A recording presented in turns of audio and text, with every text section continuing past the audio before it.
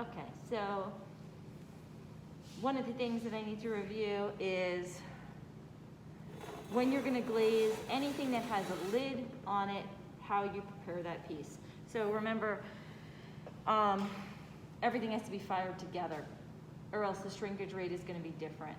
So a few of you, I did, when you put your pieces out on the greenware cart, you did not put the two pieces together. That, I did ask for that. All pieces should be put together. I put them back in place because again, the shrinkage rate is gonna change it. So if they dry separately.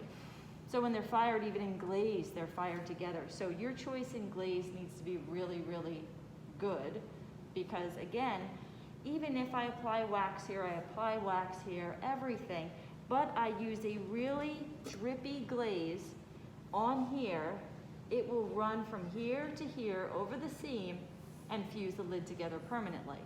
This is also the same situation on the inside as well. If I choose to use 2 coats of glaze, there's a really good chance that it's gonna run and fuse that seam together. So, my words of advice when it comes to glazing lidded forms, do not use more than 1 coat of glaze.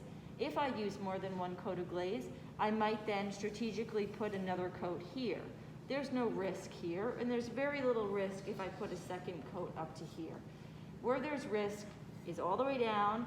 There wouldn't be much risk here as well for 2 coats, but I don't want to go too close to the bottom.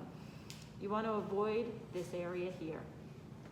So the other thing that happens a lot of times in high fire is the iron in this clay will flux enough that it will seal the lid shut completely with no glaze. So I know I don't wax very often, but whenever I have lidded forms, I do wax. So there's cups over there that say wax resist. Now there's cups that I have here, and I'm gonna put them over there, that say wax resist for lids. Make sure you're using the right wax resist. This wax resist has alumina hydrate in it, which is helping add as a refractory material, and it will seem powdery to you at times because there is a powder added.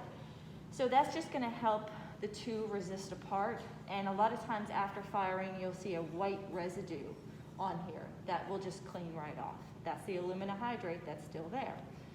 So again, same with any waxing, be very careful. If you drip it where you don't want it, it's there for good until you put it through another bisque fire. So you just need 1 coat. I usually only still apply wax resist just to this area and this area. I do not try, I still need to do the 1/4 inch wiping. So I'm giving that glaze room to run, but I do that with a sponge. I don't try and hand paint on wax 1/4 inch down. So for this resist, all you need to do is make sure you have a good coating on both of these areas.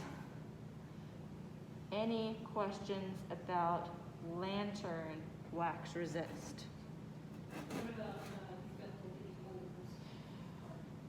I would not try to put wax resist inside of holes. If you have little tiny holes, one I would recommend, if they're very tiny, to get like toothpicks prior to glazing and put them in every single little hole and then dip your piece in glaze and then remove the toothpicks. If they're large enough, I would still only use 1 coat of glaze. 2 coats will definitely really cover things too much and seal up a lot of that intricate design that you may have had. So I always err on the side of caution when it comes to lidded forms. I don't overdo it. I don't overdo my glaze because I want to be able to actually use the form. Question? I was just wanting to know in like the little corners on the edges, like little corners, do you make sure to put wax in those ones, or is it just the main sides that need the No, all the way down to the corners. Everywhere that's touching should have this wax applied, both top and bottom. But again, the only time I don't do that is on the 1/4 inch down. So the 1/4 inch down is also 1/4 inch down interior, 1/4 inch down exterior, interior, exterior, same thing. Okay, so you have multiple areas of cleaning when it comes to these boxes. The wax again needs to dry so it doesn't feel tacky to the touch before you glaze. Then again, when you put the piece on the cart, they should be put there together. The wax, it shouldn't bond, should be fine. And that's all for that. But when you have a teapot, most of you do not have a lid like this though. When it comes to more of them being fired, I am going to go through about for specific lids that you guys have. But the same goes here. Any 2 points of contact, anywhere the lid hits the vessel, you need to have wax. So a lot of you have a lid that drapes over the vessel body. Well, that needs to be fired together still. So there's an area of your vessel that has to have no glaze on it. It's just the way it is. So wherever the lid is on, that whole entire area underneath needs to be waxed. No exceptions. I see a lot of times that students are like, they really want the full vessel to be glazed and the lid to be glazed. Well, it's not going to fit together after that. So you can have that all as you want, but it's not going to fit. So with this one, and again, it's any 2 points of contact. So it would be here, here, the edge here, the edge here, this area, this edge here, all need to have this wax resist painted into it, dry, and then glazed.